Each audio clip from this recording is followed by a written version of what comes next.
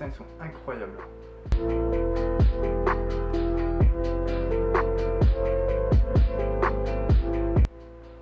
Oh non mais la violence, comment il a éclaté.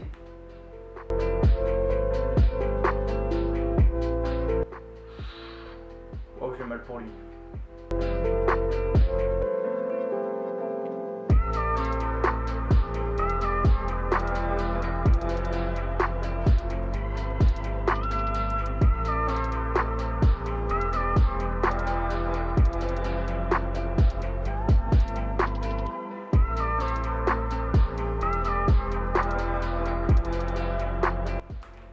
Oh non mais ce tournoi ça va être un truc de malade.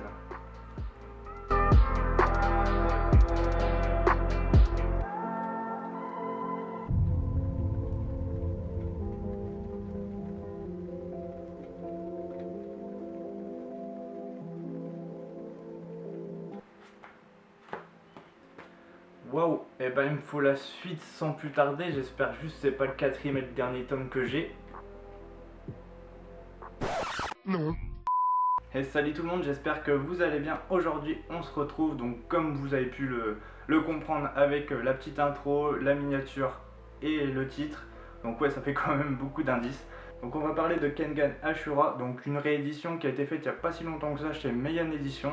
Mais aussi j'ai décidé de vous présenter ça sous un format de nouveau concept, donc à travers les faut-il acheter.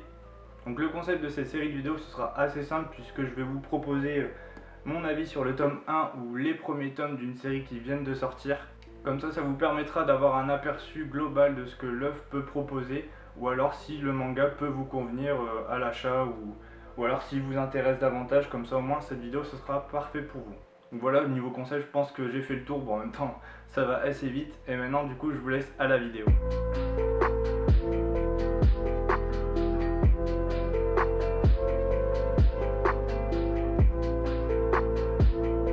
Tout d'abord, qu'est-ce que c'est Kengan Ashura? Vous en avez peut-être entendu parler car un animé Kengan Ashura est disponible sur Netflix depuis un petit moment, ou même vous l'avez peut-être déjà regardé. Mais ici nous allons parler du manga papier sorti récemment en France et édité chez Meian Edition. Mais vous allez me dire, mais Kengan Ashura ça parle de quoi? Eh bien c'est très simple.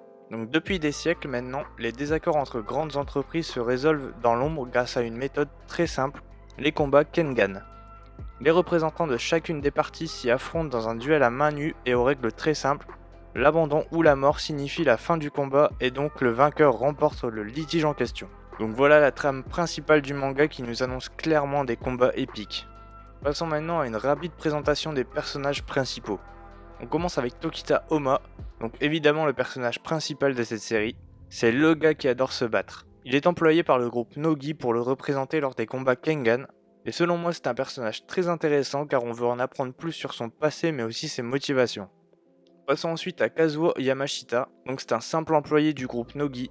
Il devient rapidement le manager de Tokita Oma à la demande du patron Nogi.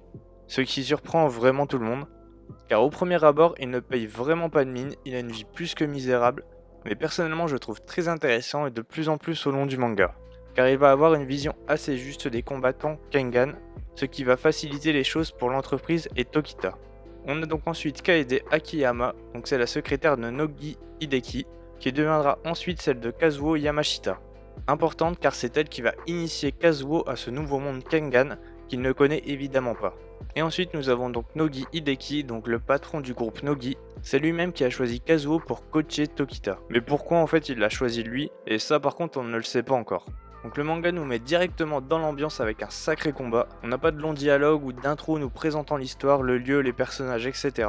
Mais le combat oppose notre héros Tokita Oma au champion du groupe Nogi, un colosse encore plus gros que King Kong, mais Oma éclate littéralement ce champion en 3-4 coups. En un chapitre, le dessinateur Daroemon arrive à nous faire ressentir la puissance phénoménale du protagoniste. Et ça nous promet de sacrés combats. Le rythme du manga est maîtrisé, on alterne entre la présentation du monde du manga avec les Kengan, mais aussi des combats très bien dessinés et très techniques qui nous en mettent plein la vue. Et une fois le tome fini, perso j'ai qu'une hâte, c'est d'ouvrir le tome suivant pour qu'on reprenne une dose de combat impressionnant. Donc comme vous avez pu le constater, les dessins sont un des points forts du manga selon moi. Le style graphique est maîtrisé et le rythme du manga est bon. On a des petits moments de temps mort entre les combats, donc très petits mais efficaces. nous permettant d'en apprendre plus sur les personnages et sur le monde qui les entoure. On est servi en combat et c'est tant mieux car on en redemande encore et encore. Du coup, répondons quand même clairement à la question du concept, faut-il l'acheter? Ma réponse est oui, clairement si vous aimez les mangas shonen qui ont pour thème les arts martiaux avec un monde assez sombre, ainsi qu'un personnage principal assez charismatique mais aussi des dessins incroyables lors des combats, eh bien foncez, vous serez clairement pas déçus. Et pour ceux qui seraient intéressés à se procurer ce manga, sachez qu'il y a un abonnement au même titre que Kingdom sur Anime Store. Avec cet abonnement, vous recevrez 4 tomes de Kengan Ashura tous les 2 mois, ainsi que des ex-libris, des petits posters, des goodies, et c'est selon moi le meilleur endroit pour acheter cette série si vous voulez compléter les 27 tomes. Voilà, j'espère que cette vidéo vous aura plu, donc si c'est le cas, n'hésite pas à t'abonner mais à liker cette vidéo, ça m'aide beaucoup et ça me motive à vous proposer de meilleurs contenus. N'hésitez pas aussi à me conseiller des mangas à tester pour que je puisse vous le présenter et voir s'il vaut le coup ou pas. Donc oui, je me sacrifierai pour vous. Et sur ce, je vous dis à la prochaine pour de nouvelles vidéos.